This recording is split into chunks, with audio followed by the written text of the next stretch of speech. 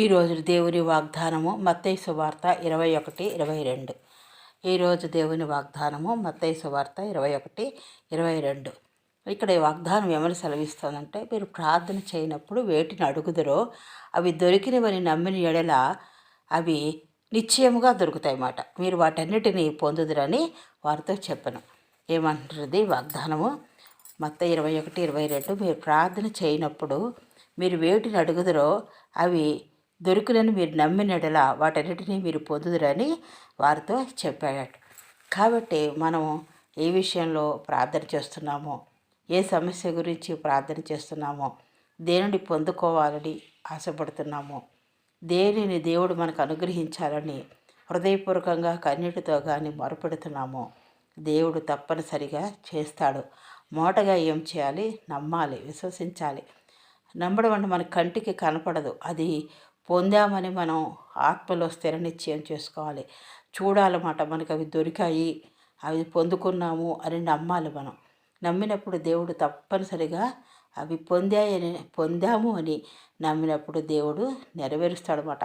మన విశ్వాసమే మనకి సమస్తము ఇస్తుంది. మనం విశ్వాసంతో, నమ్మకంతో ప్రార్థన చేయాలి, విడిచిపెట్టకూడదు. ప్రార్థన చేస్తున్నాం, అవటం లేదు, ఎన్ని సంవత్సరాల నుంచి చేస్తున్నాం, అన్నీ వస్తున్నట్టే ఉన్నాయి, రావడం లేదు అని అనుకోకూడదు. దేవుడు చేస్తాడు. మన దేవుడు సర్వము చేయగల దేవుడు. శూన్యంలో ఉండి సృష్టిని సృష్టించాడు. భూమి మీద నిరాకారంగా ఉన్నప్పుడు ఆయన సమస్త సృష్టిని సృష్టించిన దేవుడు. ఆయన సర్వము చేయగలడు. సర్వ ప్రపంచము ఆయన సృష్టించిన దేవుడు కాబట్టి ఆయనకు అసాధ్యమైనది ఏదీ లేదని మనం నమ్మాలి, విశ్వసించాలి. అప్పుడు అవి మనం పొందుకుంటాము. కాబట్టి నమ్మాలని చెప్తున్నాడు. వేటిని అడుగుతున్నామో అది ఎంత కఠినమైన సమస్య అయినా మనకి చూడడానికి ఇది అసాధ్యము, ఇది జరగదు అని అనిపిస్తుంది, కానీ ఆయన చేస్తాడు అని. ఎందుకంటే ఆయన సర్వాధికారి, సర్వ ప్రపంచానికి చక్రవర్తి, సర్వాన్ని పరిపాలించే దేవుడు కాబట్టి దేవునికి అసాధ్యమైన ఏదైనా ఉంటుందా? ఉండదు. కాబట్టి దేవుడు అనుగ్రహిస్తాడు, దేవుడు ఇచ్చేశాడు అని నమ్మి బలముగా నమ్మినప్పుడు దేవుడు గొప్ప కార్యం చేస్తాడనమాట.